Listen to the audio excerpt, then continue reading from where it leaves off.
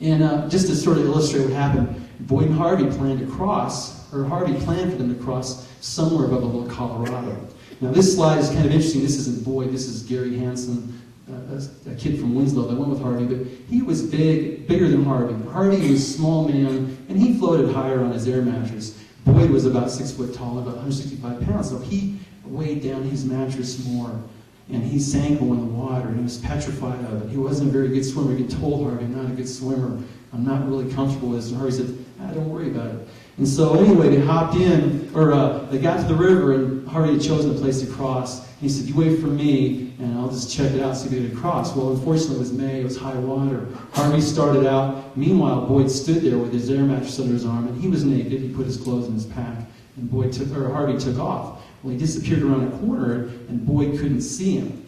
Harvey realized it was going to be really hard to cross the river, and he didn't think Boyd could do it. So he climbed ashore, and he was heading upstream to tell Boyd, forget it's off. But Boyd, not having seen Harvey, saw him disappear, thought, oh, I'm not going to be stuck here alone, and he jumped in and headed downstream. And Harvey saw him going downstream, lickety-split, caught in the current. Unfortunately, Harvey jumped in after to try to catch Boyd. He ended up catching him in a few eddies, but Boyd was petrified. The air mattress rolled up like a log. His nose was poking out of the water. He was absolutely petrified.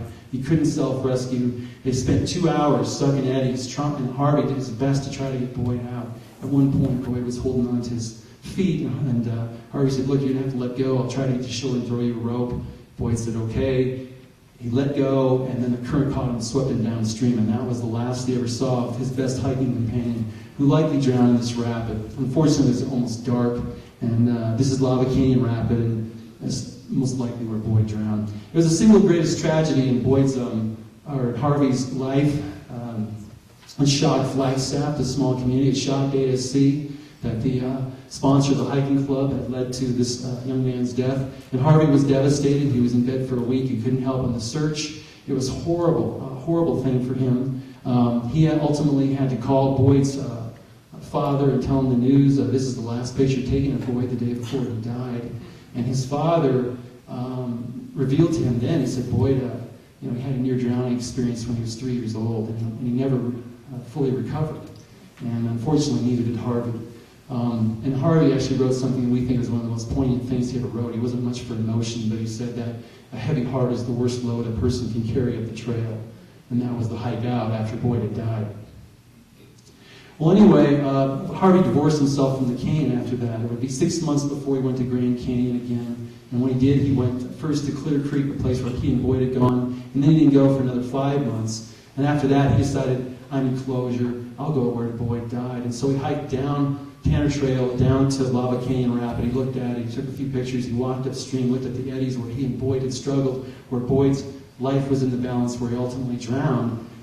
And, he thought and meditated about Boyd and a lot of soul searching, but one thing happened then is he came across this ladder in the Tapeats Formation near the Little Colorado, and all of a sudden he went, whoa, a light bulb went off, and went, oh, wow, what's that? And he thought, a ladder, a relic of a white man, maybe it's from some sort of mine. And all of a sudden, his curiosity was sparked again. There was newness in his life. There was some healing, and so he decided he had to find out. Well, anyway, he knew who to contact. Part of his air mattress adventures had got him in contact with this fellow named Doc Marston. And for those of you who don't know who Otis Doc Marston was, simply put, he's the most obsessive, compulsive historian that ever lived for Grand Canyon. He puts me to shame, and Bill Vandegraff too, and built the Titanic, worse than me. Anyway, Harvey, his air mattress exploits intrigued Doc Marston. They became pen pals, but after Boyd died, they quit writing. And so when Harvey saw the ladder, he said, I got to ask Doc what that's all about. Maybe the miners are looking for something, gold, whatever. And Doc wrote him back and said, Harvey, great to hear from you. It's been too long. No, they're not looking for gold. They're not looking for silver. They're looking for copper. They're looking for salt. And this has put Harvey on a trek to find the fabled Hopi salt mine.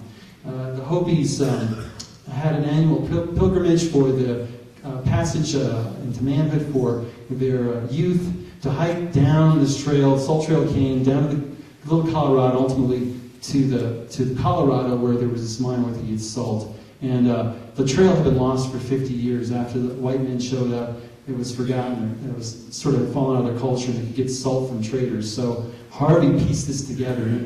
It was a part of a series of legwork that Harvey would ultimately do for Doc Marston. And they would swap letters 2 or 3 a month, and they did this for years, 25 years. They were the best of pen pals. And Doc Marston never, ever, he was a guy that was notorious for bashing river people and anybody who got notoriety or fame, but he didn't do it to Harvey. They were kindred, and they were close friends, and it lasted for 25 years. And here's what Harvey had to say about Doc. For suggesting projects pertaining to the history of the cane, Otis Doc Marston was outstanding. From his voluminous files, he has sent me copies of pictures, letters, and articles. More than anyone else, Doc Marston has maintained my enthusiasm for exploring the cane, and he also helped him to get beyond the death of Boyd. So, Doc Marston really, really played a huge role in Harvey's becoming the greatest hiker in Grand Canyon. Well, by 1957, following the Boyd Moore tragedy and meeting Doc Marston, Harvey's obsession began to sprout. He, however, had not met anybody yet who could outdo him in the canyon until he met this man right here, Merrill Clubb.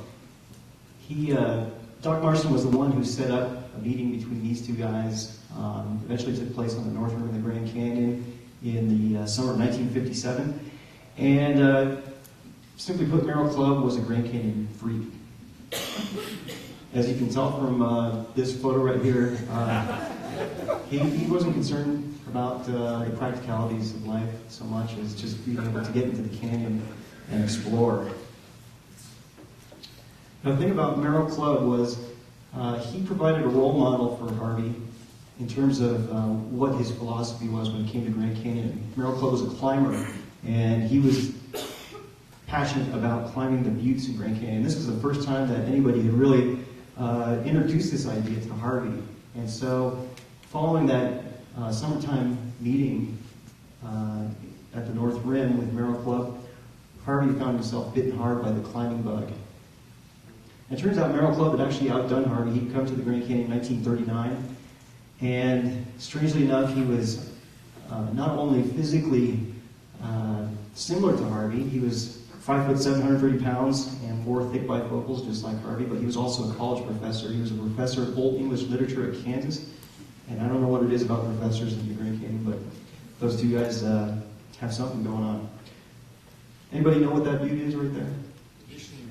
Yeah, Vishnu Temple, probably the most significant butte in Grand Canyon. Merrill Clubb made the first ascent of Vishnu Temple in 1946. It took him 2 years to figure the route out. He was the kind of guy who would set up his tent at the North Rim for 3 months every summer and just use that time to explore as much as possible. Besides influencing Harvey, Merrill unfortunately had another thing in common with him. His personal relationship with the canyon was also tainted by tragedy. This is his son Roger and grandson Roger Jr. Roger actually shared the honor of first ascent of Vishnu Temple with Merrill. Well, Roger was going to take his son on his inaugural Grand Canyon hike when Roger was 8 years old. They went down to Indian Garden, and a flash flood hit, and they were both swept to their deaths. It was the first time anybody had been known to be killed by flash floods in Grand Canyon. Still, Merrill Clubb decided to continue his trips to Grand Canyon, and him and Harvey developed a very friendly relationship.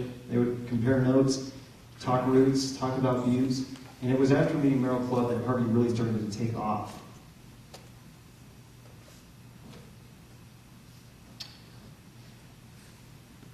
Suddenly, Harvey's obsession was blooming by the early 1960s.